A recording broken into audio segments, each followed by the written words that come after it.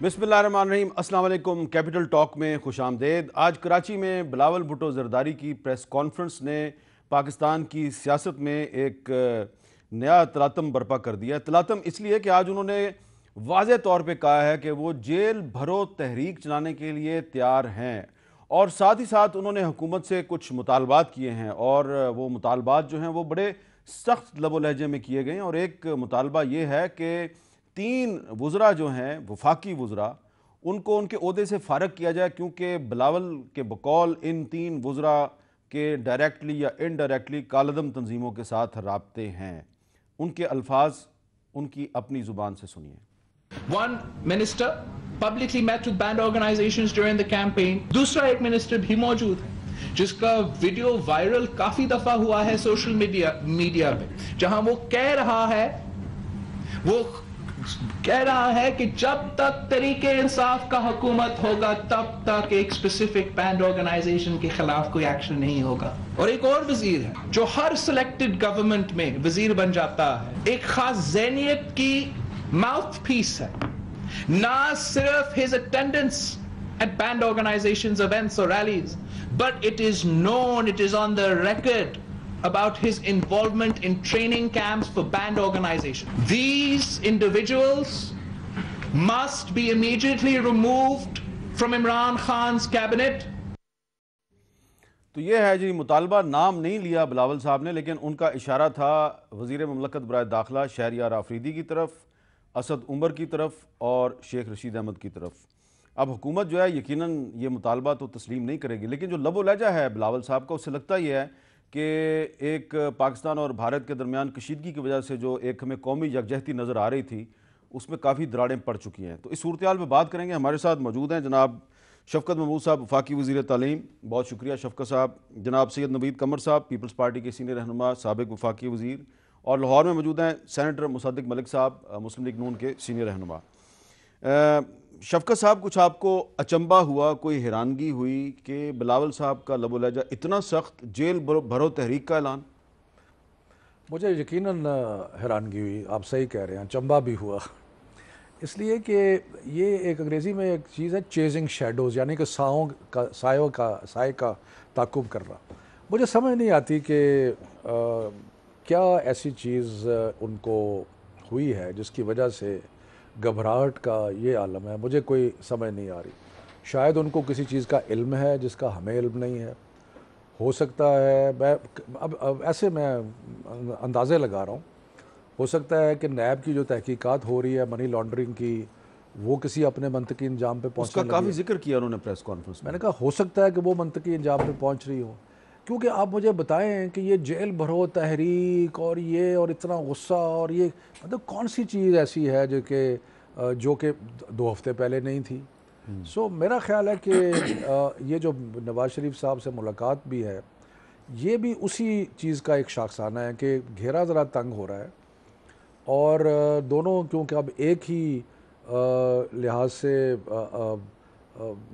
मुलव्वस कह लें या उन पर इल्ज़ाम उस तरह के हैं, एक तो कन्विक्टेड हैं, दूसरे पे भी इल्ज़ाम है, तो वो मिल के समझते हैं कि हम इनका मुकाबला कर सकते हैं।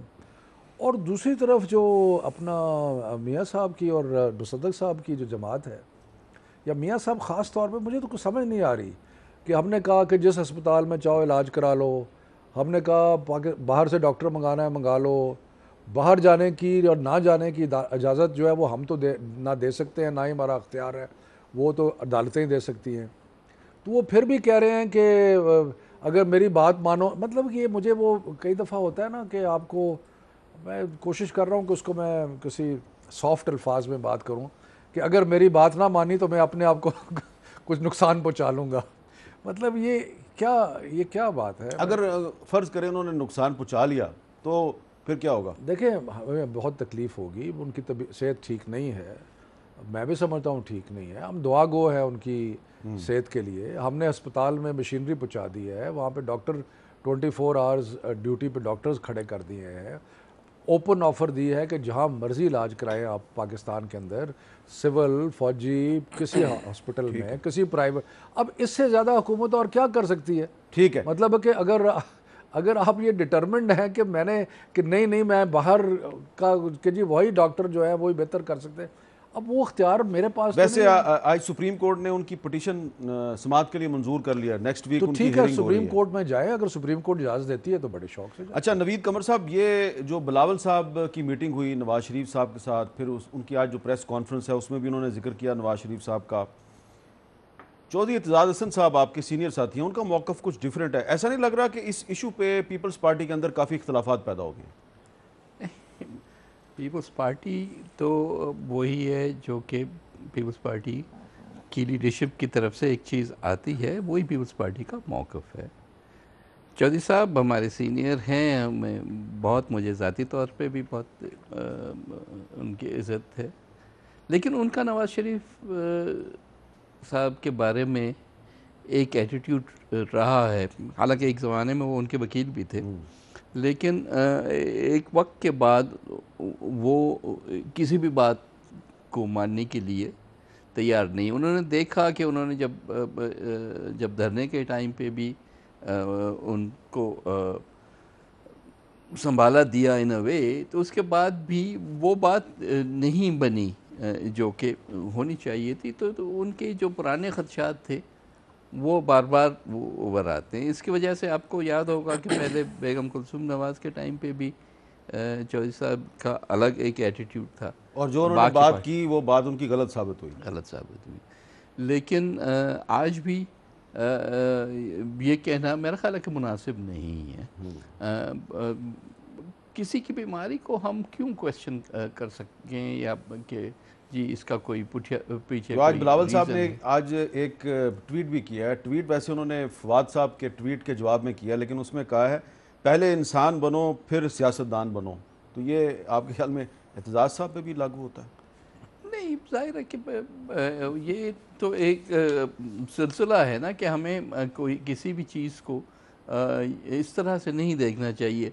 हर चीज़ में हम ढूंढ रहे होते हैं कि इसके पीछे कंस्पिरेसी क्या है। हर चीज़, अगर मुलाकात हो गई बिलावल साहब की नवाज शरीफ साहब के साथ, तो उसको सीधा सीधा हम अलायंस पे लेके गए, ऐसे नहीं है। कर्टसीज होती हैं, उनको हमें देखना चाहिए। अच्छा मुसद्दिक मलिक साहब, आज जो प्रेस कॉन्फ्रेंस है बिलावल साहब की, उसमें बहुत सी बातें हैं जिसमें से बहुत से सवालात पैदा होते हैं। एक और उन्होंने बड़ी अहम बात की है, आप जरा उसको सुन लें, फिर मैं आपसे सवाल करता हूँ।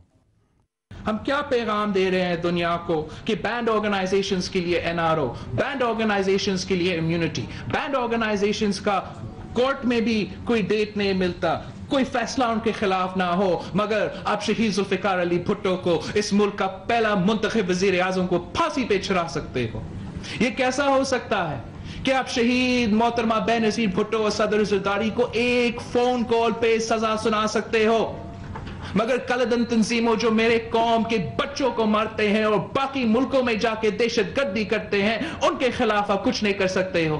ये कैसे हो सकता है कि 3 बार मुंतखब वजीर आजम आज भी कोट लखपत जेल में है, बीमार है मगर जेल में है, मगर आप कलदन तंजीमों को अरेस्ट नहीं करवा सकते हो।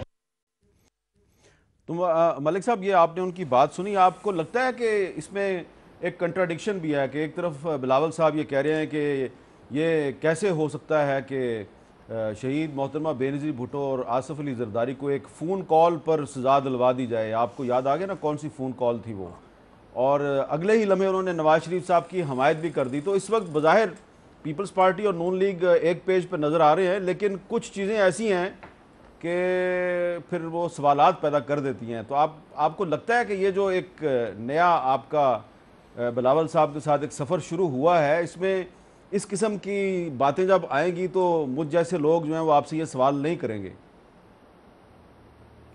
देखिए मीर साहब, मेरा ज़ाती ये ख्याल है कि हमारा मुआशरे के अंदर जो वज़ादारी है वो बिल्कुल ख़त्म हो गई है। आज बिलावल साहब तशरीफ़ लाए जेल में, बहुत अलील रहे हैं नवाज़ शरीफ साहब, उनकी बड़ी मेहरबानी है कि वो तशरीफ़ लाए। मगर आपको याद होगा कि नवाज़ शरीफ साहब ने पूरे मुल्क में अपनी कैंपेन बंद कर दी थी इलेक्शन से 1 या 2 दिन पहले, और वो तीमारदारी के लिए इमरान खान साहब के पास पहुंचे थे जब इमरान खान स्टेज से गिर गए थे और उनकी रीढ़ की हड्डी में तकलीफ़ हुई थी। ये तो बेसिक कर्टिसीज़ हैं। क्या उस वक्त इमरान खान साहब के साथ कोई अलायंस हमारा हो रहा था कि हम अस्पताल पहुंच गए? लेकिन मुआशरे के अंदर गालिबन रवादारी ख़त्म हो गई है, और हमें लगता है ऐसे है कि नहीं नहीं इसके पीछे ज़रूर, जैसे अभी चौधरी साहब भी बात कर रहे थे मुझसे पहले, कि ज़रूर कोई और ही बात होगी, हो सकता है कोई और बात हो, लेकिन क्या हमारे गुमान में ये नहीं गुजरता कि एक सियासी लीडर दूसरे सियासी लीडर को एक मुश्किल वक्त में मिलने गया है, सियासी मुखालफत चल रही है, हो सकता है फिर से दोबारा कोई कई मामलात के ऊपर हमारे एग्रीमेंट्स ना हो सकता है कुछ मामलात के ऊपर एग्रीमेंट्स हों, लेकिन मेरे ख़्याल में अलालत को सियासी नज़र से देखना मुआशरे के अंदर मुझे लगता है कुछ थोड़ी सी कमज़रफ़ी आ गई। कमज़रफ़ी का जिक्र चला तो वो चौधरी एतजाज़ साहब का भी जिक्र आ ही जाना चाहिए। उन्होंने पहले भी एक मरतबा माजरत भी की बेगम कुलसूम साहिबा के मुतल्लिक़। आपने ना सिर्फ उन्होंने ये कहा कि वो नहीं बीमार नहीं है, बल्कि जो उन्होंने अल्फाज इस्तेमाल किए वो तो इस काबिल भी नहीं है कि मैं आपके सामने इस वक्त प्रेजेंट करूं। चौधरी साहब इतने पढ़े लिखे आदमी हैं, वो ज़रूर अपना नुक्ता नज़र पेश करें, मगर पैरों को पकड़ना, गर्दन को पकड़ना, ड्रामा करती हैं। भाई कोई शख्स अलील है, आपको अगर नहीं आपका जी चाहता आप ना तीमारदारी कीजिए, मगर इस तरह के सख्त अल्फाज इस्तेमाल करने से क्या होगा। हो सकता है उनका किसी बात पे बहुत ज़्यादा दिल दुखा हो, क्योंकि इससे पहले जब पार्लिमानी कमीशन भी बन रहा था तो उनका बहुत बड़ा रोल था इस बात में कि पार्लिमानी कमीशन जो है वो आगे ना बढ़ सके, और वो बार बार वो उस पर ज़ोर देते रहे कि इसमें क्या शक कि नवाज़ शरीफ चोर है, पहले तो यहाँ से शुरू करें फिर उसके बाद पार्लिमानी कमीशन बनाएंगे। तो कुछ है मसला जो मैं समझता हूँ रिज़ॉल्व होना चाहिए, क्योंकि मेरी भी राय में वो एक पढ़े लिखे आदमी हैं और बड़े वज़ादार हैं जब आप उनको इनफरादी तौर पे मिलें, मगर इस मामले में जो वो जिस सख्ती का मुजाहरा कर रहे हैं वो मुआशरे की हमारे मुआशरे में ज़्यादातर ऐसा होता नहीं है। ठीक है। तीसरी बात जो आपने की, देखिए उसके अंदर बड़ी वाज़ेह सी बात है कि आप ज़रूर एहतसाब करें, सबका एहतसाब होना चाहिए, और अभी कुछ लोग जो हैं उनको ज़ेर हिरासत लिया भी गया है कालदम तंजीमों में, मगर जिन लोगों ने जराइम कर रखे हैं मुआशरा ये देखेगा कि आप उनके साथ क्या सलूक करते हैं, क्या उनके ऊपर आप बाकायदा इन्वेस्टिगेशंस करते हैं या नहीं। अभी तक तो मेन स्ट्रीमिंग की बात आ रही है, आपने देखा इससे पहले पिछले इलेक्शन में 2 तंजीमें भी बनी, मिली मुस्लिम लीग बनी और वो लब्बैक बनी, और उसको मेन स्ट्रीमिंग का नाम दिया गया। बड़े सीनियर लोगों ने टेलीविज़न पे आके कहा कि हम उनकी मेन स्ट्रीमिंग कर रहे हैं। मेन स्ट्रीमिंग नहीं, रिहेबिलिटेशन उन लोगों की होनी चाहिए जिन्होंने जराइम नहीं किए, उनकी रिहैब होनी चाहिए, उनके लिए और इकोनॉमिक अपॉर्चुनिटीज़ खुलनी चाहिए, उनकी तरबियत का सिलसिला जारी रहना चाहिए, मगर जो क्रिमिनल या क्राइम्स हुए हैं उनका तो ज़रूर कोई ना क्रिमिनल एहतसाब होना चाहिए। अच्छा, अब इसमें शफ़क़त साहब ये जो 3 वज़ीरों का जिक्र किया उन्होंने, मैंने तो नाम दे दिए ना उसमें, क्योंकि वो जिस क्लिप का जिक्र कर रहे हैं कि जी ये क्लिप वायरल हुआ था, वो भी आपको दिखा देते हैं, ज़रा वो भी देख लें जी। वो क्लिप किसके बारे में है? अब मिल्ली मुस्लिम लीग की रजिस्ट्रेशन के हवाले से जो है वो हाई कोर्ट ऑफ पाकिस्तान ने, इस्लामाबाद हाई कोर्ट ने आर्डर जारी किया इलेक्शन कमीशन ऑफ पाकिस्तान को कि मिल्ली मुस्लिम लीग को रजिस्टर्ड करो, और तो उसको जो है वो अमेरिका ने आलमी दहशतगर्द तंजीमों में शामिल कर भी दिया, अभी तक रजिस्ट्रेशन नहीं हुई। उन्होंने कहा कि ये हमें पता लग गया है कि यहाँ पे सही साहब की तंजीम है, हम इसको आलमी दहशतगर्द तंजीमों में शामिल कर रहे हैं। इंशाअल्लाह कोई माई कलाल, जब तक हम असेंबली में और तहरीक इंसाफ है, हाफिज सईद साहब को तो छोड़े, जो पाकिस्तान के लिए हक और कलमा हक का साथ देगा हम उसका साथ देंगे इंशाअल्लाह। ये हमारा ईमान है, हमारा ईमान है। ये आप और मेरी आपसे इल्तिजा होगी कि आप खुद असेंबली में आए बैठे ऊपर, फिर देखें कि ये वाकई कलमा हक का साथ देते हैं ये भी अगलों का। देखें अब इसमें इसकी वजाहत कर देनी चाहिए आपके ख्याल में, शहरियार अफरीदी को इसकी वजाहत तो करनी चाहिए कि ये क्या है। देखें हमारी हुकूमत के आने के बाद हामिद, जिस तरीके से तंजीमों, बैंड तंजीमों के ख़िलाफ़ एक्टिविटी हुई है और कुछ नई तंजीमों को भी बैंड लिस्ट में डाला है, ये पहले नहीं हुआ। उसके अलावा जिन लोगों ने रियासत को ललकारा था और जिन लोगों ने रियासत के बारे में और रियासती अहदेदारों के बारे में और रियासती इदारों के बारे में बातें की थी, वो अभी तक जेल में हैं। ये चीज़ जो है पहले पाकिस्तान की तारीख में नहीं हुई। बिल्कुल ठीक है। तो हमारा तो बड़ा क्लियर स्टैंड है। हम पाकिस्तान, एक तो हम नेशनल एक्शन प्लान को कमिटेड हैं। हम समझते हैं कि बड़ी हिस्टोरिक डॉक्यूमेंट है जिसमें सारी जमातों ने उस पर दस्तखत किए, और ये बड़ा रेयर होता है पाकिस्तान में कोई ऐसी डॉक्यूमेंट तैयार हो जो कि सारी की सारी जमातें उस पर, सो एक तो हम उस पर कमिटेड हैं। दूसरा, उसके अंदर जो एक उनकी सारी शिकें जो हैं उन पर कमिटेड है कि ख़ास तौर पे कि हम किसी तंजीम को इजाज़त नहीं देंगे कि वो पाकिस्तान की सरज़मीन को इस्तेमाल करके बाहर कहीं हमला करे। बाकी मेरा ख्याल है कि वजाहत, ये तो पुरानी बात है, जब इलेक्शन से बहुत पहले की बात अच्छा, ये है। पुरानी बात है। हाँ, अभी की बात नहीं है, बहुत पुरानी बात है। लेकिन मैं ये कह रहा हूँ कि आप हमारे एक्शंस को देखें। ठीक है। ये जिन लोग तंजीमों ने रियासत को ललकारा था, पिछली हुकूमत में भी देख लिया कि आपने क्या एटीट्यूड था और इस वक्त हमारा एटीट्यूड क्या था। ये आपका इशारा टीएलपी की तरफ है ना? आपने देख लिया। अच्छा, एक वो तो पुरानी बात होगी, ये नहीं, और बैंड ऑर्गेनाइजेशन। बिल्कुल ठीक। 6/2/2019 को सुप्रीम कोर्ट का एक फैसला आया फैज़ाबाद धरना केस के हवाले से। जस्टिस मुशीर आलम और जस्टिस काजी फादिसा ने ये फैसला लिखा है। इसमें उन्होंने ISI की रिपोर्ट के हवाले से लिखा कि जो लोग TLP को सपोर्ट कर रहे थे उस धरने में, उसमें शेख रशीद शामिल थे, जाजुल हक साहब शामिल थे, PTI का उलमा विंग शामिल था और एक पीपल्स पार्टी के रहनुमा शेख हमीद साहब का नाम लिखा हुआ है। लेकिन इसमें से शेख रशीद साहब अब वफाकी वज़ीर हैं, उनको भी वजाहत कर देनी चाहिए कुछ। मेरा ख्याल है कि शेख रशीद साहब की अपनी जमात है, अगर वो मुकम्मल नज़रियात उनके हमारी तरह के होते तो वो हमारी जमात में शामिल हो जाते। उनके अपने नज़रियात हैं, वो हमारे हलीफ हैं। इलेक्शन में हमने उनको सपोर्ट किया था 2 दफ़ा, पिछली दफ़ा भी, इस दफ़ा भी। और लेकिन उनकी जो बहुत सारी चीज़ों में हमारे साथ उनका इख्तलाफ भी है। वो आपको पता है, वो TV पे आके इख्तलाफ भी करते हैं, कभी असद कैसर के बारे में कुछ बात करते हैं, कभी किसी और के बारे में। तो एक अपनी जमात के एक लीडर हैं, वो अपनी बात करते हैं। ये सवाल उनसे ज़रूर किया जाए। और लेकिन मैं सिर्फ ये कह रहा हूँ कि एक्शंस को देखा करते हैं। अगर आप एक्शंस देखें, जब से हमारी हुकूमत आई है, हमने नहीं टॉलरेट किया रियासत के ख़िलाफ़ किसी को दहशतगर्दी या किसी को ललकारते हुए, हमने नहीं टॉलरेट किया कि, और जो कुछ तंजीमें जो अब बैन हुई हैं, हालांकि बहुत सारी जो है रफ़ाई काम भी कर रही थी, स्कूल भी चला रहे थे, अस्पताल भी चला रहे थे, सब कुछ था, लेकिन हमने एक्शन लिया है और उनको पहली दफ़ा उन तंजीमों को भी बैन किया। अच्छा, नवीद कमर साहब, बिलावल साहब बार बार कहते हैं नेशनल एक्शन प्लान पे अमल दरामद किया जाए। नेशनल एक्शन प्लान पे अमल दरामद सूबाई हुकूमतों की भी जिम्मेदारी है, और जब नेशनल एक्शन प्लान बना था तो उसमें पीपल्स पार्टी की कॉन्सेंट शामिल थी। तो क्या ये मुनासिब ना होगा कि जो सिंध में सूबाई हुकूमत है पीपल्स पार्टी की, वो ख़ुद कराची में और सिंध के दूसरे शहरों में ये जो बैंड आउटफिट्स हैं, इनके ख़िलाफ़ ख़ुद एक ऑपरेशन शुरू कर दे? देखिए, पहले तो मैं जो आपने शफकत साहब से पूछा उस बात को भी कुछ फर्दर वजाहत कर दूँ।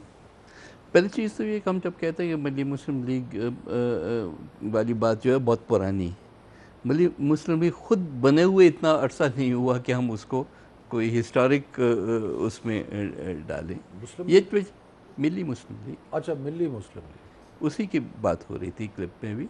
तो ये हुकूमत के होते हुए या थोड़ा उससे पहले एक अरसा है, और टू बी ऑनेस्ट हमारे दोस्त हैं शहरियार, लेकिन he is in charge of implementing the national action plan. अगर उनके व्यू पॉइंट्स ये हैं तो फिर इस माहौल में हम ये बात किस तरह से कर सकते हैं? बात क्या हुई है, क्यों कुछ थोड़ा बहुत एक्शन जो हुआ है वो कैसे हुआ? FATF रोज़ आपके पास इधर बैठा हुआ है।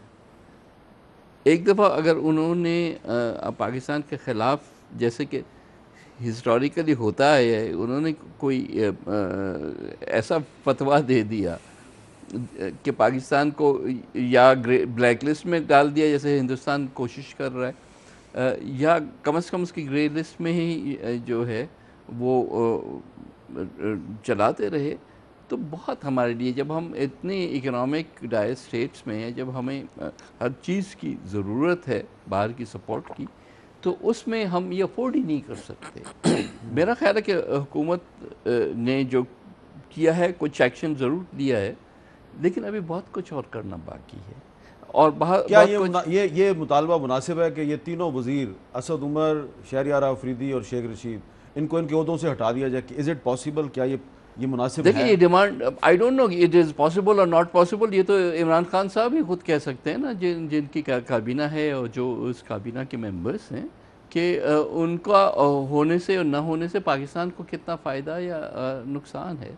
ज़ाहिर है उस पर फर्दर प्रूफ चाहिए, शेख रशीद साहब का या शहरयार का तो क्योंकि प्रूफ असद का मुझे पता नहीं कि असद साहब की एक तस्वीर है इलेक्शन से पहले की, एक कालदम तंजीम के किसी रहनुमा ने उनको अपनी हमायत का यकीन दिलाया, लेकिन वो जो रहनुमा है उनके खिलाफ पाकिस्तान में कोई ऐसा मुकदमा नहीं है कि उन्होंने पाकिस्तान में, जिस तरह का बिलावल साहब कह रहे थे हमारे बच्चे मारे, तो उन्होंने कभी पाकिस्तान में दहशतगर्दी की हिमायत नहीं की।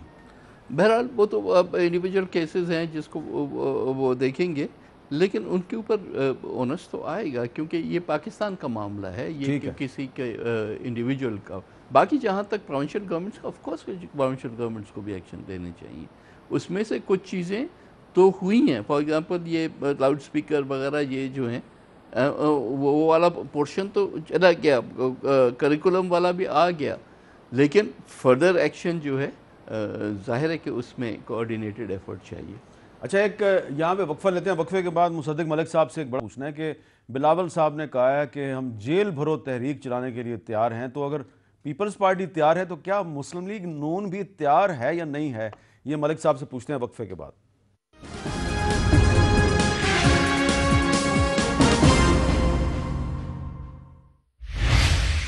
मलिक साहब, वो ज़रा बिलावल साहब की आज प्रेस कॉन्फ्रेंस में जो उन्होंने जेल भरो तहरीक का जिक्र किया, ज़रा उनके अल्फाज दोबारा सुन लें।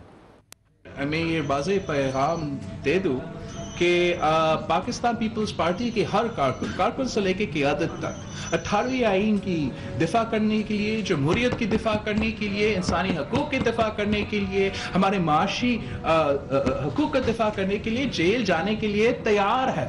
हम जेल भरो तहरीक चलाने के लिए तैयार है। हम आपके जेले से नहीं डरते, आपके धमकियों से नहीं डरते, आपके प्रेशराइजिंग टैक्टिक्स से नहीं डरते। आप कब सीखेंगे?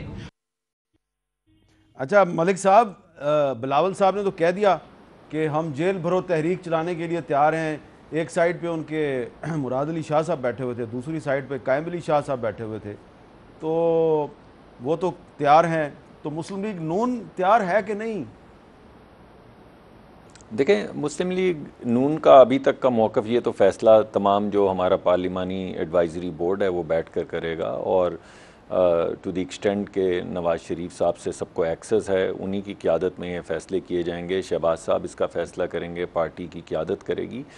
लेकिन अभी तक जो हमारा ख़्याल है, जो हमारा रवैया भी रहा है और हमारा नुक्ता नज़र भी रहा है, वो ये है कि आप सिर्फ़ पिछले 3-4 हफ़्ते देख लें, जो जंग के तकरीबन जंग जैसे हालात थे, ऐसे हालात का फ़ायदा उठाते हुए हुकूमत ने क्या किया है। सबसे पहले उन्होंने 2.5 रुपये बढ़ा दी गैस की कीमत। इससे पहले 175% वैसे बढ़ा चुके हुए हैं, उसके बाद 2.5 रुपये और बढ़ा दी।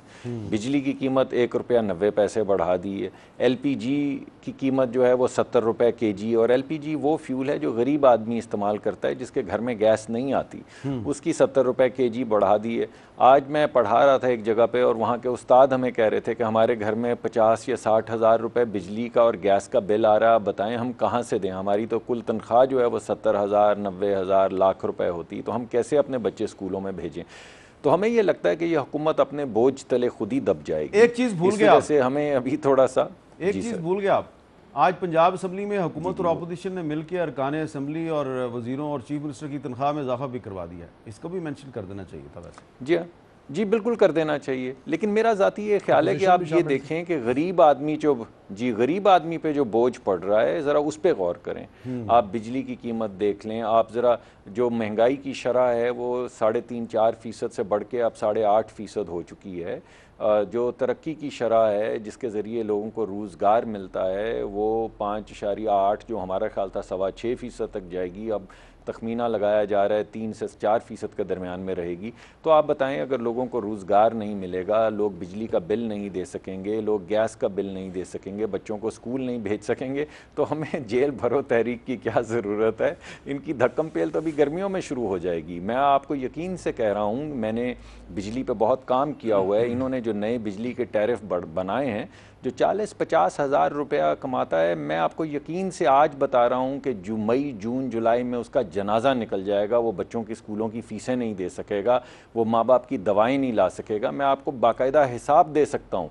तो ऐसे हालात में अगर ज़रूरत पड़ी और हमारी पार्टी ने चाहा, नवाज़ शरीफ साहब ने चाहा, शहबाज शरीफ साहब ने चाहा, अभी तो उनको लग रहा है कि अपने बोझ तले ये खुद ही मदफून हो रहे हैं, लेकिन अगर कोई ऐसा वक्त आएगा तो हम ज़रूर उनके कहने पर बाहर निकलेंगे। मगर अभी तक पार्टी ने ऐसा रवैया कोई अपनाया। अच्छा शौकत साहब, ये आपको कोई एहसास है कि बिलावल साहब या नवाज शरीफ साहब चाहें या ना चाहें, लेकिन ये जो बिजली के बिल हैं ये ज़रूर आवाम को मजबूर करेंगे कि सब के सब जेल चले जाएं ताकि वहाँ पे मुफ्त खाना मिले, पानी मिले? मेरे पास सारे फिगर्स मौजूद हैं। हाईएस्ट इनकम ब्रैकेट के लिए या जो बिजली का ज़्यादा इस्तेमाल करते हैं उनके लिए बिल्कुल यकीनन इजाफ़ा हुआ है बिजली के रेट्स में, लेकिन 70% लोगों के लिए इजाफ़ा जो है वो बहुत ही मामूली है। और दूसरा, बहुत अफसोस का इजहार कर रहे थे डॉक्टर मुसद्दिक साहब।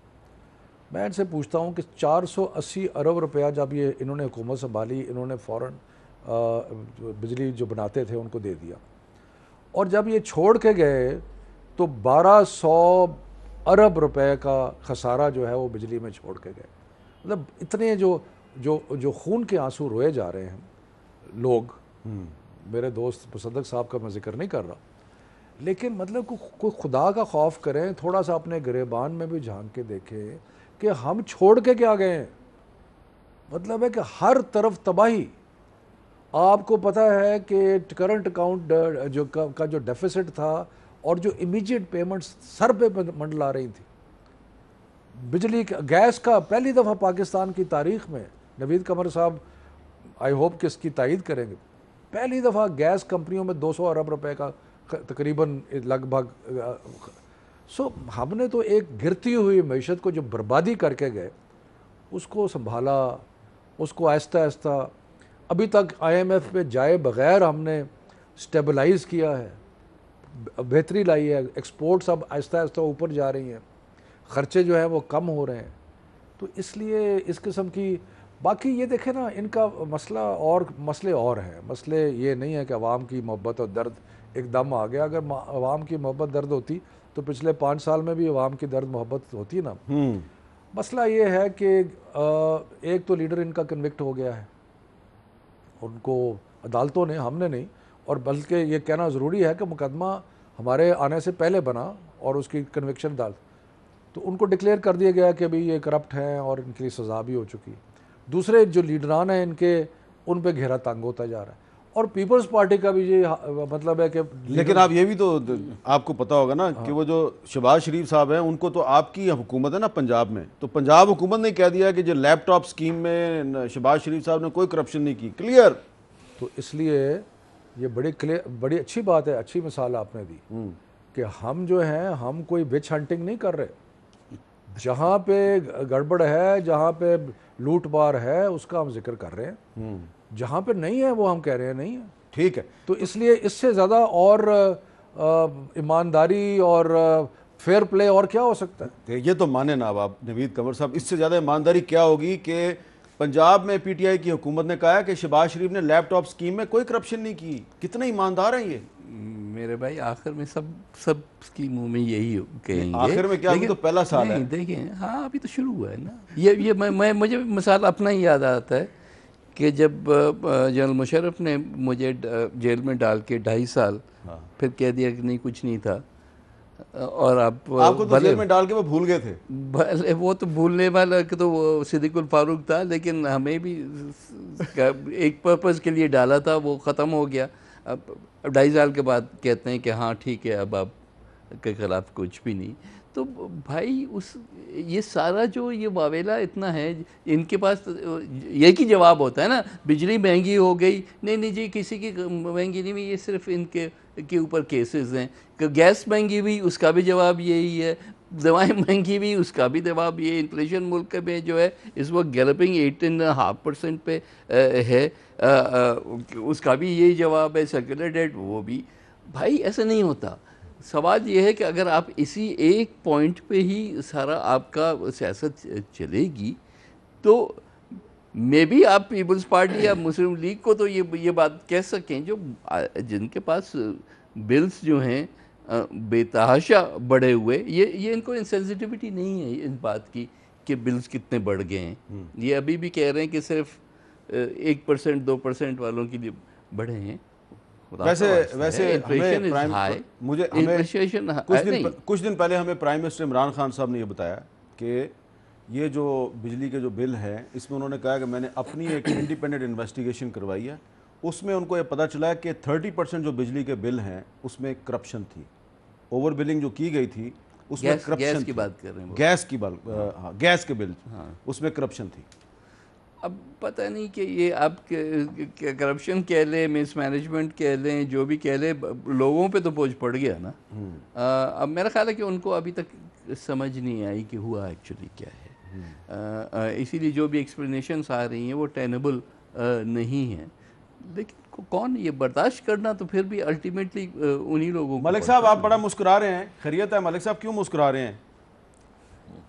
नहीं, मैं तो अच्छी गुफ्तगू हो रही है इस वजह से मुस्कुरा रहा हूँ जी। दी अदर ऑप्शन इज करोना शुरू कर। आप अप्रिशिएट नहीं करेंगे कि प्राइम मिनिस्टर ने खुद इन्वेस्टिगेशन की, साथ साथ भी हो, प्राइम मिनिस्टर ने इन्वेस्टिगेशन की और प्राइम मिनिस्टर ने हमें बताया कि जो गैस के बिलों में जो ओवर बिलिंग हुई है 30% कम से कम जो ओवर बिलिंग थी उसमें करप्शन थी। तो अच्छी बात है, प्राइम मिनिस्टर ने खुद इंक्वायरी की है।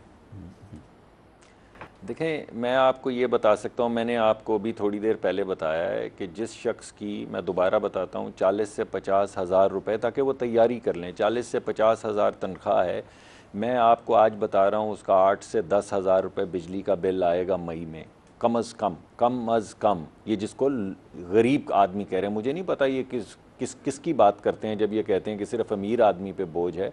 जिस बंदे की 40 हज़ार तनख्वाह है, उसका जब 10 या 12 हज़ार बिजली का बिल आएगा, अगर वो 10 हज़ार रुपया किराया दे रहा है, 2 कमरों में भी रह रहा है, तो 22 हज़ार हो गए। अगर उसके 3 बच्चे हैं और वो 2-2 हज़ार वाले स्कूल में भी जा रहे हैं, 2-2 हज़ार वाले, 30 हज़ार वाले में नहीं, तो 30 हज़ार हो गए। 30 हज़ार रुपये 40 में से जा चुके हैं। एक खाना टेबल पर नहीं आया, कोई बीमार नहीं हुआ, माँ बाप की दवा नहीं आई, किसी रिश्तेदार की शादी नहीं हुई, और ये कह रहे हैं कि किसी गरीब आदमी पे बोझ नहीं है। मेरा 70 हज़ार रुपये बिल अभी बिजली का आया है इस महीने का। हम 3 लोग घर में रहते हैं। अब आप मुझे बताएं, चले मैं छोड़ दें, लेकिन आप ये जो मंजरकशी कर रहे हैं, ये मंजरकशी कर रहे हैं जो मुसद्दिक साहब, तो आज मुसद्दिक साहब तो खुशहाल करबला नहीं बर्पा हो जाएगी। माशाल्लाह बहुत अमीर आदमी है ये तो। अच्छा, नहीं, आपकी ज़रा नवाजी है। मैं आपको ये कह रहा हूँ कि गरीब आदमी पे बहुत बोझ पड़ेगा। और देखें, आप ज़रूर करप्शन की बात करें, चौधरी साहब ने अभी की, अच्छी बात की है, मगर EOBI में भी करप्शन हुई है, NICL में भी करप्शन हुई है, मालिन जब्बा में भी करप्शन हुई है, मिनरल्स के केस भी हैं। आपको एहतसाब कमीशन भी याद होगा जिसके चेयरमैन आपने लगाए थे, जनरल साहब। उन्होंने कहा था कि 5 वज़रा हैं सिर्फ KP के, जिन कड़ियाँ जो हैं वो हथकड़ी की शक्ल में उन तक पहुँचती हैं, जिनमें उस वक्त के चीफ मिनिस्टर भी थे, अब के दिफा के मिनिस्टर हैं। तो बहरहाल अगर आपने करप्शन की बात करनी है तो ब्रॉडली करें, और चौधरी साहब तो करते भी हैं, मुझे मालूम है इनका, लेकिन वैसे जो विच हंटिंग हो रही है उसका थोड़ा सा ख्याल करना चाहिए कि लोगों को ये विच हंटिंग, ये विच कौन है? नहीं, मुझे एक सवाल पूछ सकता हूँ मुसद्दिक साहब, मैं आपसे गुजारिश कर रहा हूँ, एक सवाल पूछ रहा हूँ कि आपके मोहतरम कायद को क्या हमने विच हंटिंग की है? उनको कन्विक्शन तो कोर्ट अदालत ने किया और सुप्रीम कोर्ट ने उनकी बेल जो है एक्सेप्ट नहीं की। उसके बाद जो शहबाज शरीफ साहब के पास के ऊपर केस है वो हमने बनाया है, वो पहले से है। मतलब विच हंटिंग हम कर रहे हैं कहाँ? क्या नैब को हमारे बताया? हाँ, मैं बताता हूँ जी चौधरी साहब, मैं बताता हूँ। देखें, आपकी बात ठीक है, आपने हाई कोर्ट की उनकी जो अपील लगी थी वो फैसला भी पढ़ लिया, हमें उम्मीद है हमें इंसाफ मिलेगा। आप जो कर रहे हैं वो ये है कि उनको दिल का आर्जा है। अब तक आप 7 बना चुके हैं बोर्ड, 7 बना चुके हैं। पहला बोर्ड आपने सर्विसेज, नहीं सुन लें, नहीं मेरी गुफ्तगू करने दें। पहले आपने बनाया एक बोर्ड सर्विसेज अस्पताल का, उसने रिकमेंडेशंस दी, क्या वो काफ़ी नहीं था? दूसरा बोर्ड आपने बनाया ये पंजाब इंस्टीट्यूट ऑफ कार्डियोलॉजी का, उसने आपको रिकमेंडेशंस दी, वो काफ़ी नहीं थी। एक दिल के आर्जे का मरीज़ है जिसको हर हफ्ते एंजाइना हो रहा है, आपने तीसरा बोर्ड बना दिया Rawalpindi institute of cardiology cardiology का, उसकी रिकमेंडेशंस क्या काफ़ी नहीं थी? फिर आपने जाके उनको सर्विसेज अस्पताल में जमा करवाया जहाँ पे कार्डियोलॉजी वार्ड नहीं है, उनको गायनाकोलॉजी वार्ड में जमा करा के ठट्ठा लगाया आपने। उन्होंने खुद कहा कि मेरे 5 बोर्ड्स में नहीं, सुन लें यार, एक अस्पताल लेकर गए हैं जहाँ पर अस्पताल में आप लेके गए जहां कार्डियोलॉजी है ही नहीं। अगर उनको दिल का दौरा पड़ जाए तो क्या करेंगे? उठा के लिए फिरेंगे, कहीं और लेकर जाएंगे? नहीं है भाई, नहीं है, आप चेक कर लें। उसके अलावा आपने 5 बोर्ड बनाए। सुन ले, अभी मैं बताता हूं। नहीं, सर्विसेज सर, मुझे भी पता है, सर्विसेज की बात कर रहा हूं।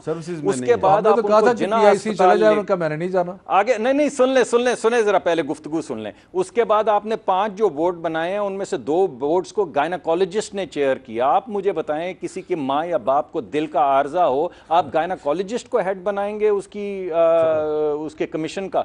और उसके बाद जिना अस्पताल में जहां पे आप लेकर गए, फाइनली वहां पे डॉक्टरों ने कह दिया हमें हमारा TOR ये था कि आपने सिर्फ तशखीस करनी है और बताना है इलाज क्या है, इलाज नहीं करना। हमने पंजाब हुकूमत को लिख दिया जब इजाजत देंगे तो वो इलाज कर लेंगे।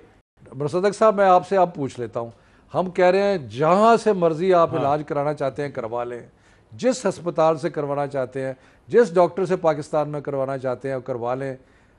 मतलब बाहर तो आपको पाकिस्तान के अंदर हम तो नहीं भेज सकते ना बाहर, आप अदालत में जाए। नहीं, आपकी जो ख्वाहिश है बाहर जाने की, उसका मेरे पास तो इलाज नहीं है। ये आपके इस दुख का दावा मेरे पास नहीं है, ये तो आपको अदालत में जाए। हम तो यही कह रहे हैं कि हमने तो जेल में सारी मशीनें पहुंचा दी, जो कि बाकी 75,000 कैदी है पाकिस्तान के, ये भी कैदी है नवाज शरीफ साहब, लेकिन हम उनकी इतनी इज्जत कर रहे हैं कि वो 3 दफा वजीर आजम रह चुके हैं। इस चीज का हमें बड़ा एहसास है। बिलावल साहब को हमने मंडे को मिलने की इजाजत दी, हालांकि अगर मुझे एक मिनट जुमेरात को इजाजत होती है मुलाकात करने की, और हम बार बार कह रहे हैं कि भाई कहाँ जाना चाहते हैं आप।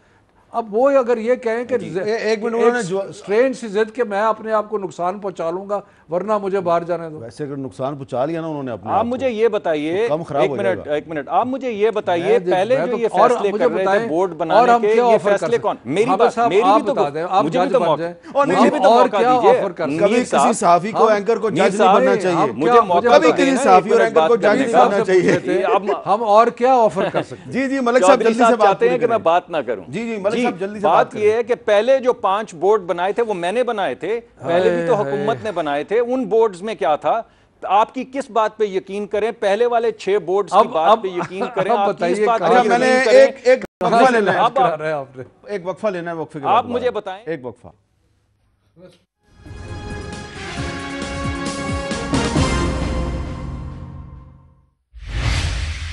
ये जो अब बिलावल साहब की प्रेस कॉन्फ्रेंस के बाद सूरत-ए-हाल बनी है, इसका कोई सोल्यूशन है या नहीं है, इस पर हमने बात करनी है। लेकिन नवीद साहब, एक चीज़ मैंने आपसे पूछनी थी। ये कुछ खबरें आ रही हैं कुछ दिनों से मीडिया में कि आप और ख्वाजा आसिफ साहब जो हैं बाबर अवान और राजा परवेज़ अशरफ के खिलाफ नंदीपुर स्कैंडल में नैब के गवाह बन रहे हैं। येस और नो?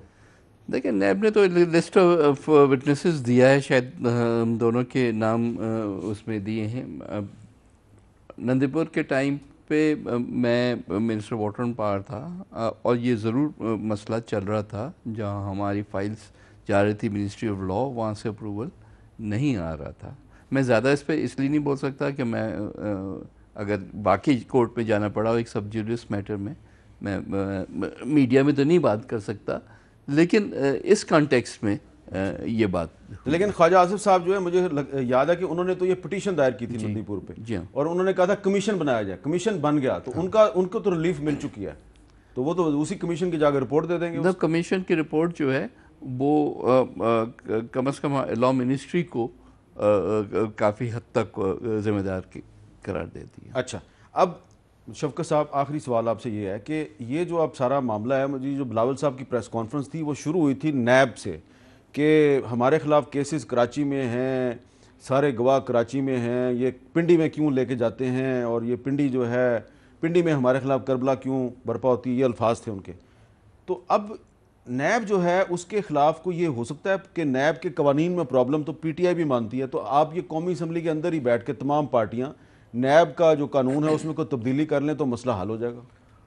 इससे पहले कि मैं इस कहूँ कि हाँ ये हो सकता है या नहीं हो सकता, मैं इनसे भी पूछता हूँ, कानून इतना ख़राब है, मैं बार बार कह के भी थक गया हूँ और भाई आपने खुद क्यों नहीं तब्दील ये किया? आपने क्यों 5 साल अपना पीपल्स पार्टी ने हुकूमत की, 5 साल नून लीग ने की, 18वीं तरमीम कर चलो ली, इन्होंने नहीं की, एक 1/3 इन्होंने नहीं कॉन्स्टिट्यूशन को। की, अब आप कर दें। नहीं, मेरा ख्याल है कि इसके ऊपर लॉ मिनिस्ट्री हमारी कोई गौर कर रही है, अभी नहीं, लेकिन कुछ प्रिलिमिनरी सा काम शुरू हुआ है।